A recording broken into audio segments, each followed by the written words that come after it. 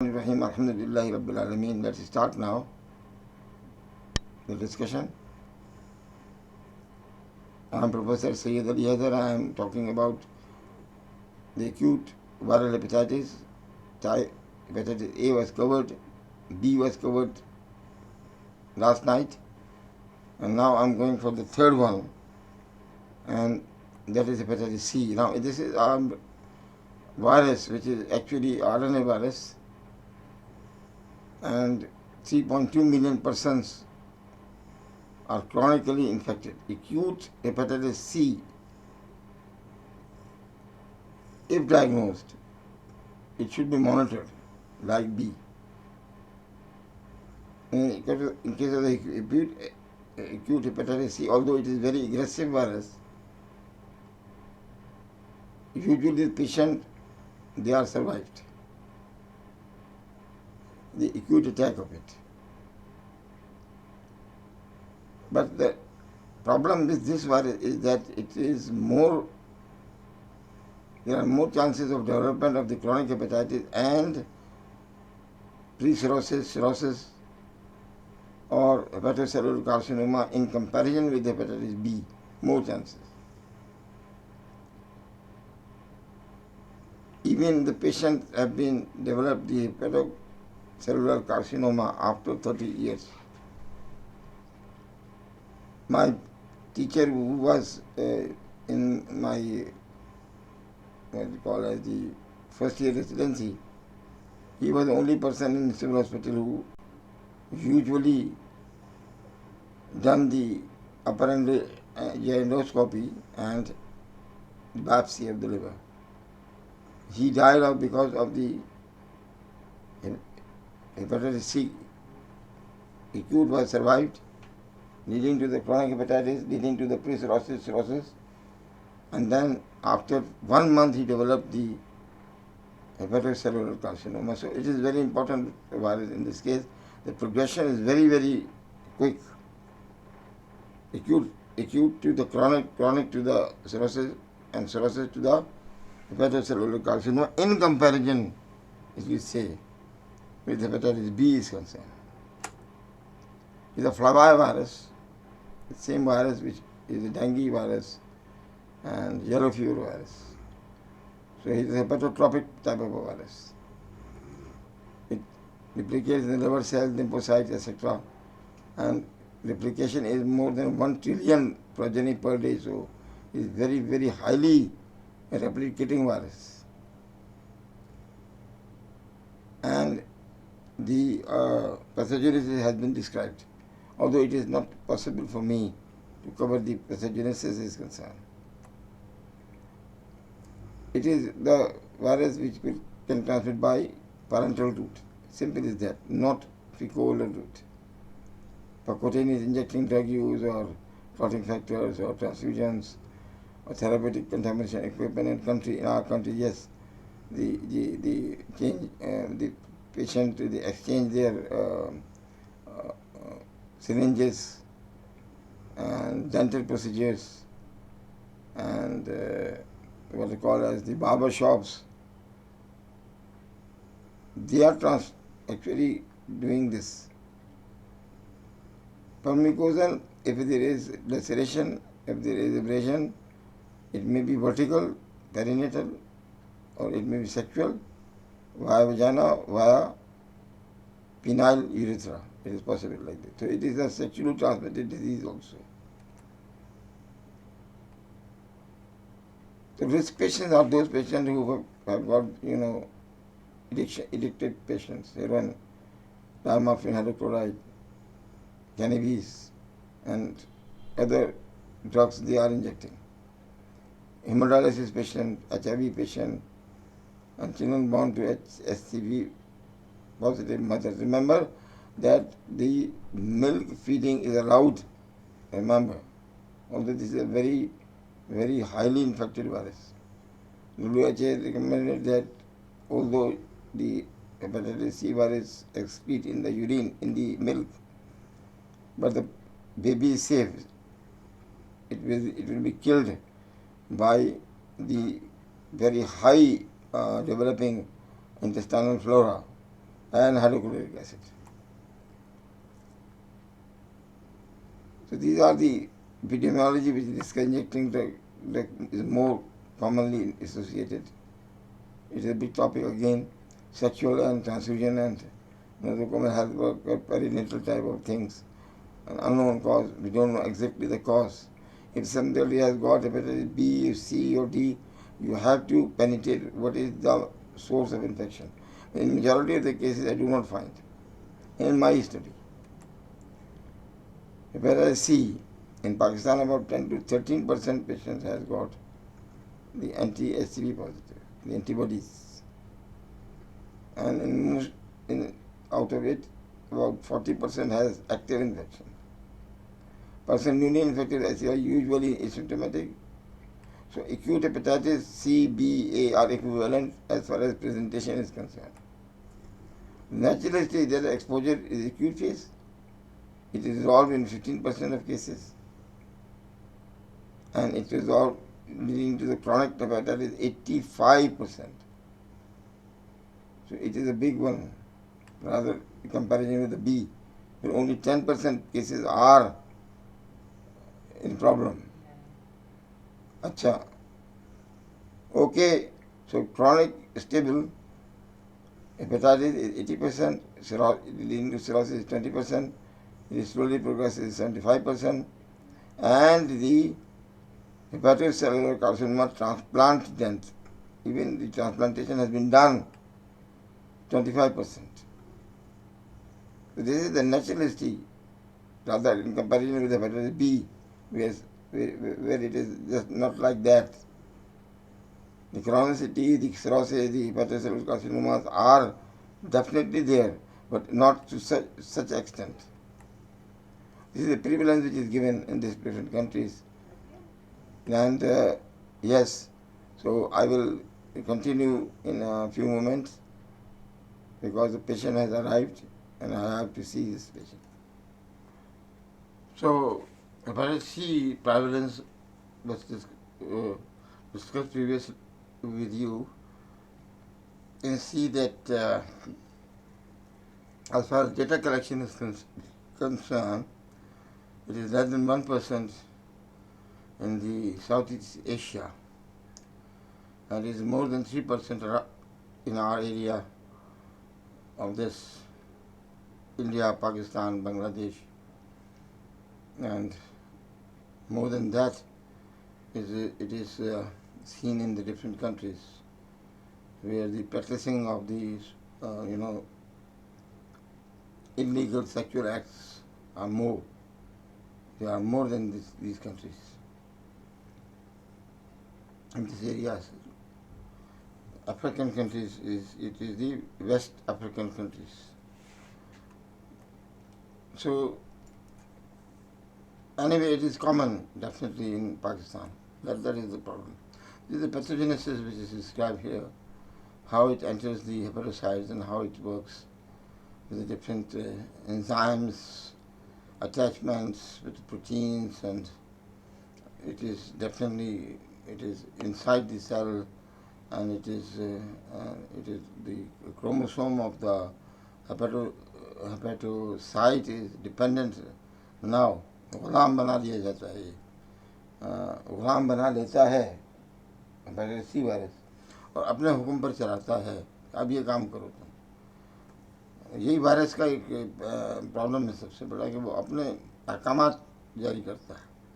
आमिर है, आमिर तो समझते हैं ना कि वो विदाउट सिलेक्शन इलेक्शन आता है तो वो आने के बाद जो मर्जी करे, जिसने अमेंडमेंट करना चाहे वो करे।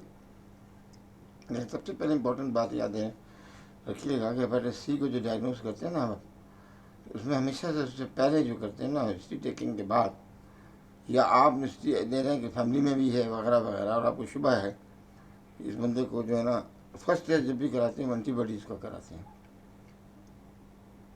तो एंटीबॉडीज जो कराते हैं सबसे पहले कराते हैं। अगर एंटीबॉडीज नेगेटिव हो जाती हैं फिर आगे नहीं जाती है, लेकिन एंटीबॉडीज अगर पॉजिटिव आ जाती हैं फिर आगे जाते हैं। अब इसको कंबाइन करते हैं ALT के साथ, फिर क्या आपने सारी चीज़ें एक्सक्लूड कर दी हैं, और ALT अभी भी ज़्यादा आ रहा है और एक्सप्लेन नहीं हो रहा। तो अब फिर भी जो है हेपेटाइटिस सी वायरस का एंटी HCV भी करा, वो भी नेगेटिव आ गया है। तो फिर रीवा के ज़रिए आप इसको करते हैं रेडियो ऑब्जॉर्बेंट ऐसे, वो जो है ज़्यादा सेंसिटिव इंडेक्स है एंटीबॉडीज़ का। लेकिन ये आपको ज़रूर लाजमी तौर पर करना होता है। स्क्रीनिंग इसको करने के बाद अगर ये आ जाए तो फिर आगे स्टेप पे जाएंगे। फिर PCR इसमें क्वालिटेटिव किया जाएगा, ठीक है ना, क्वांटिटेटिव नहीं किया जाएगा। अगर PCR क्वालिटेटिव भी पॉजिटिव आ गया, ALT भी ज़्यादा है, तो फिर अब आप जो है ना, कि वो महंगा टेस्ट है वो, तो PCR क्वांटिटेटिव करेंगे वायरल लोड के साथ। चलें, वो भी आपने करा लिया।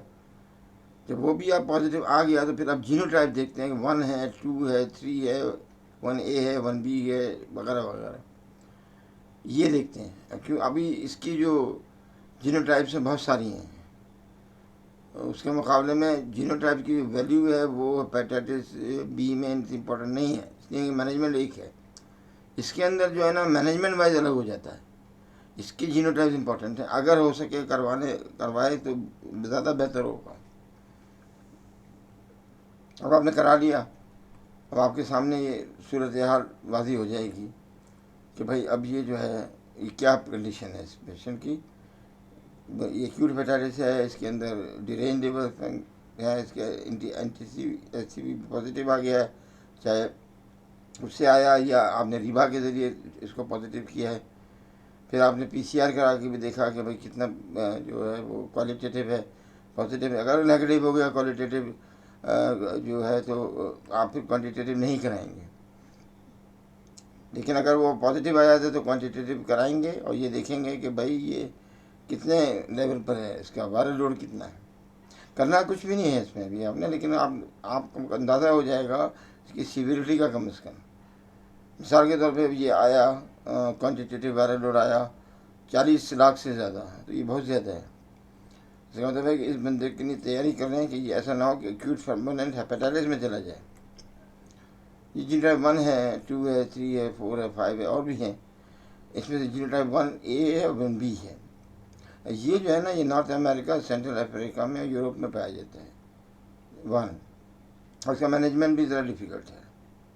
जीनोटाइप 2 जहाँ का ताल्लुक है, 2A, 2B, 2C, 2D जो कहलाता है, ये वेस्ट अफ्रीकन कंट्री में है। इसकी भी जो मैनेजमेंट है वो इसके साथ ही है, यानी मुश्किल है। 3 वाली जो है पाकिस्तान में है, इत्तेफाक की बात, ये 3A सबसे ज़्यादा है, फिर B, C वगैरह जो भी आते हैं इनमें से, ये जो है ना मैनेजेबल है, आसानी के साथ मैनेज हो जाते हैं। जबकि जीनोटाइप 4 जिसमें A से लेकर J तक है सेंट्रल अफ्रीका में, इसको भी थेरेपी आसान नहीं है। जीनोटाइप 5A और जीनोटाइप अभी 6A तक आए हैं, ये इन दोनों में भी जो है ना मैनेजमेंट आसान नहीं है। सबसे आसान मैनेजमेंट जो है वो आप इत्तेफाक के वजह अल्लाह के करम है कि जीनोटाइप 3 आपके यहाँ सबसे कॉमनेस्ट जीनोटाइप है और वो आसानी से मैनेज हो जाता है। फिर ये पहले इस बार इन्फेक्शन का पूरा मैंने जो अभी बात बता दी कि पहले क्या कराना है, उसके बाद क्या कराना है, उसके बाद क्या कराना है, उसके बाद क्या कराना है, आपको मैंने बता दिया। फिर आगे चलना है। अब एक्यूट हेपेटाइटिस के लिए 2 है, अगर बस करेंगे चाहे वो किसी का पॉजिटिव आ जाता है और एक्यूट हेपेटाइटिस C है ये, तो जो नॉर्थ अमेरिकन कंट्रीज़ हैं वो ये कहते हैं कि इसमें एंटीवायरल एजेंट्स को प्रमोट करते हैं। वो कहते हैं कि इसमें एंटीवायरल एजेंट्स आप दें, जो भी आप सेलेक्ट करते हैं। इसकी बारे में बात नहीं हो रही कि आप राबाबेरिन देना चाहते हैं, क्या देना चाहते हैं। ओरल जो है ना एंटी HCV एक मोनोथेरेपी के तौर पे दें, वो लोग कहते हैं। लेकिन जो यूरोपियन कंट्रीज हैं वो कहते हैं नहीं, जब तक कि ये केस जो है रिजॉल्व ना हो जाए या ये क्रोनिक हेपेटाइटिस C में ना आए, जब तक आप जो है ना कोई एंटीवायरल एजेंट नहीं देंगे, इसको सपोर्टिव मेजर करेंगे। तो मैंने अभी आपको बताया कि first step of diagnosis, second step of diagnosis, third step of diagnosis, fourth step of diagnosis क्या है, यही चीज़ लिखी गई है यहाँ पे भी। इनमें से याद रखिएगा कि 75 to 85% जो हैं वो डेवलप करते हैं क्रॉनिक इन्फेक्शन। 60 to 70% वो केसेस हैं जो क्रॉनिक लिवर डिजीज़ यानी सिरोसिस हो जाते हैं वो, अब 5 से 20% सिरोटिक हो जाते हैं इन 20 to 30 ईयर्स, और उनमें से 1 to 5% जो है वो हेपेटिक सेलुलर कार्सिनोमा में हो जाते हैं। इसकी जो डेवलपमेंट होती है ग्रेजुअल होती है हमेशा, ये याद रखिएगा। ये पार्ट जितना भी लिखा गया ये ग्रेजुअली आहिस्ता आहिस्ता आहिस्ता आहिस्ता होगा, आदमी को मौका मिलेगा ज़िंदगी गुजारने का। अगर हेपेटाइटिस बी अगर आप की बात करेंगे तो उसमें चांस नहीं देगा वो आपको, फौरी तौर पे जो है ना वो तेज़ी के साथ ये स्टेज कबूल कर लेगा और वो हेपेटिक सेलुलर कार्सिनोमा की तरफ ले जाएगा बहुत कम ड्यूरेशन में। इससे तो नहीं डरते लोग, इसको तो मैनेज कर लेते हैं वो, क्योंकि टाइम बहुत होता है उसमें। टाइम का मतलब ये होता है कि महीने के अंदर अंदर ही वो जो है ना वो सिरोटिक हो जाता है, और बाद लोगों में कार्सिनोमा भी डेवलप हो जाता है। ट्रीटमेंट जो है ना, मैंने कहा ना, सारे हमारे सपोर्टिव करते हैं। स्क्रीनिंग 3 महीने के बाद करते हैं, और कुछ लोग 6 महीने के बाद करते हैं, यानी एक दफ़ा मॉनिटर करते हैं 3 महीने में, एक मॉनिटर करते हैं 6 महीने में, दोबारा देखते हैं। अब इसका PCR करा के देखना होता है इनको 3rd मंथ में, और एक PCR कराना होता है 6 मंथ में। अगर दोनों नेगेटिव आ जाते हैं तो फिर आप मरीज़ को छोड़ देते हैं, और फिर अब इसके बाद क्या करते हैं कि 1 साल बाद फिर दोबारा मॉनिटर करते हैं, और फिर उसके बाद जो है ना आप 3 साल बाद करते हैं, और उसके बाद जो है 5 साल बाद करते हैं, और उसके बाद दोबारा नहीं करते, मॉनिटरिंग ख़त्म कर देते हैं इसकी। बी में ऐसा नहीं होता। बी में आपको according to the American College of Gastroenterology and Hepatology, वो कहते हैं कि हेपेटाइटिस बी को मॉनिटर आपको लाइफ लॉन्ग करना होता है। हर 2 साल 3 साल में आप देखते रहें, उसके ALT को देखते रहें, और उसके जो है मार्कर्स को देखते रहें, एक्टिविटी मार्कर्स को। प्रिवेंशन ये है कि इसका कोई वैक्सीन दरियाफ्त नहीं किया गया है। ये याद है कि RNA वायरस इसका जो म्यूटेशन है बहुत ज़्यादा है। कोरोना वायरस जो है वो RNA वायरस से, देखें आप, उसके लिए वैक्सीन बनाना डिफ़िकल्ट हो गया, और बना भी लिया उन्होंने तो इतना इफेक्टिव वैक्सीन नहीं है जितना उसको होना चाहिए था। कि हमारे जो वाइस चांसलर हैं उनकी बेगम को वैक्सीन लगा दिया गया, बूस्टर भी लगा दिया गया था, और उनको फिर भी हो गया। तो वो जो थे वो हेल्थ सेक्रेटरी से लड़ पड़े, वो जाके उन्होंने कहा भाई ये क्या तरीका है आप लोगों का, आप वैक्सीन प्रमोट भी कर रहे हैं और फिर जिनको वैक्सीनेटेड है उनको भी हो गया, तो वैक्सीन लगाने का क्या फ़ायदा हुआ। तो फिर उन्होंने समझाया कि भाई ये दरअसल बात ये कि ये म्यूटेशन डेवलप हो जाता है।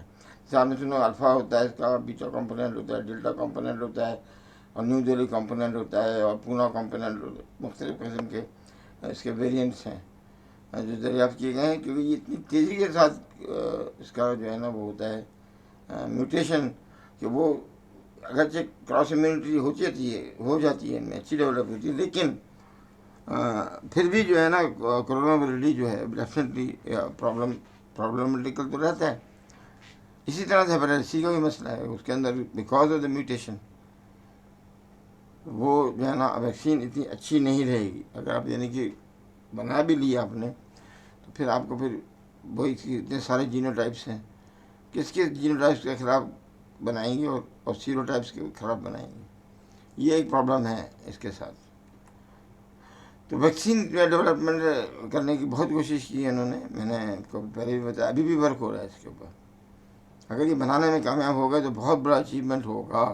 और मैं कह रहा हूँ, दावा कर रहा हूँ कि अगर ये को बनाने में कामयाब हो गया, जो कि जिसकी सेंसिटिविटी और स्पेसिफिसिटी और सेलेक्टिविटी अच्छी होगी, तो उसको नोबेल प्राइज़ भी नॉमिनेट किया जा सकता है, क्योंकि ये बहुत मुश्किल है बनाना। थोड़ा सा हेपेटाइटिस D के बारे में सिर्फ ये बताया कि डेल्टा वायरस है, ये हमेशा B के साथ एसोसिएटेड होता है, मगर ये A के साथ और C के साथ जो है ना नहीं होता। ये होता है B का दुमछल्ला, साथ में होता है, कभी होता है कभी नहीं भी होता है। जब ये कभी किसी को D हो और वो B के साथ हो, तो क्रॉनिक B जो होता है वो बहुत सीवियर होता है। क्रॉनिक हेपेटाइटिस B बहुत सीवियर होता है, और उसको आप ओरल थेरेपी नहीं देते हैं, क्योंकि ओरल थेरेपी C की मौजूद है, इसके अंदर आपको इंटरफेरॉन ही देने पड़ते हैं। पैग इंटरफेरॉन के अलावा कोई चांस नहीं है आपके पास, वो भी प्रोलॉन्ग 1 साल या 1 साल से भी ज़्यादा, तब तो ये बच जाएगा बंदा। मेरा एक केस है अभी भी, उसको 9 महीने हो गए पैग इंटरफेरॉन लगाते हुए। 1 साल में पूरा करा के उसको एवोल्यूट करूँगा, इंशाल्लाह उम्मीद है कि निकल जाएगा ये। इसको कैसे पता लगाते हैं? एंटी हेपेटाइटिस डी जो है ना, आप करवा लीजिए, IgM करा लें, IgG करा लें, इसका या टोटल करा लें। अगर पॉजिटिव आता है या नेगेटिव आता है वो पता चल जाएगा। अगर डी है किसी को तो बी भी लाजमी होगा। अकेला डी कभी भी नहीं होता, never. It is incomplete virus. Therefore single standard RNA virus है ये। जो बी है वो DNA वायरस है।